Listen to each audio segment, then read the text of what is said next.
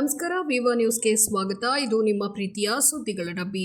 Hotel ಆಹಾರ ಕಳಪೆ, QR code scan ಮಾಡಿ ದೂರು ಕೊಡಿ. ರಾಜ್ಯದ ಪ್ರತಿಷ್ಠಿತ ಹೋಟೆಲ್ಗಳ ಮೇಲೆ ಆರೋಗ್ಯ ಇಲಾಖೆಯಿಂದ ದಿಢೀರ್ ದಾಳಿ ನಡೆಸಿದ ಬೆನ್ನಲ್ಲೇ ಹೋಟೆಲ್ಗಳಲ್ಲಿ ಸಿಸಿಟಿವಿ ಹಾಗೂ ಗ್ರಾಹಕರು ದೂರು ನೀಡಲು ಕ್ಯೂಆರ್ ಕೋಡ್ ಸ್ಕ್ಯಾನ್ ಅನ್ನು ಅಳವಡಿಸಲಾಗುವುದು ಎಂದು ಸಚಿವ ಯುಟಿ ಖಾದರ್ ಅವರು ತಿಳಿಸಿದ್ದಾರೆ.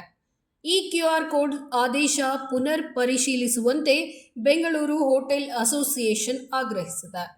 ರಾಜಧಾನಿ ಹೋಟೆಲ್ ಆಹಾರ ಶುಚಿತ್ವ ಕಾಪಾಡುವ ನಿಟ್ಟಿನಲ್ಲಿ ಆರೋಗ್ಯ ಇಲಾಖೆ ಮುಂದಾಗಿದ್ದು, ಬೆಂಗಳೂರು ನಗರ ವ್ಯಾಪ್ತಿಯಲ್ಲಿ ನಿನ್ನೆವರೆಗೂ 60ಕ್ಕೂ ಹೆಚ್ಚು 3 ಸ್ಟಾರ್ ಮತ್ತು 5 ಸ್ಟಾರ್ ಹೋಟೆಲ್ಗಳು, 8 ಗೋಡೌನ್ಗಳು ಹಾಗೂ 4 ಎಂಟರ್ಪ್ರೈಸ್ ರೆಸ್ಟೋರೆಂಟ್ಗಳ ಮೇಲೆ ದಾಳಿ ನಡೆಸಿ ಪರಿಶೀಲನೆ ನಡೆಸಲಾಗಿದೆ. ಈ ವೇಳೆ ಹೋಟೆಲ್ಗಳಲ್ಲಿ ಆಹಾರ ಸುರಕ್ಷತಾ ನಿಯಮ ಪಾಲನೆ, ಆಹಾರ ಸಂರಕ್ಷಣೆ ಹಾಗೂ ಆಹಾರದ ಗುಣಮಟ್ಟವನ್ನು ಅಧಿಕಾರಿಗಳು ಪರಿಶೀಲಿಸಿದ್ದಾರೆ.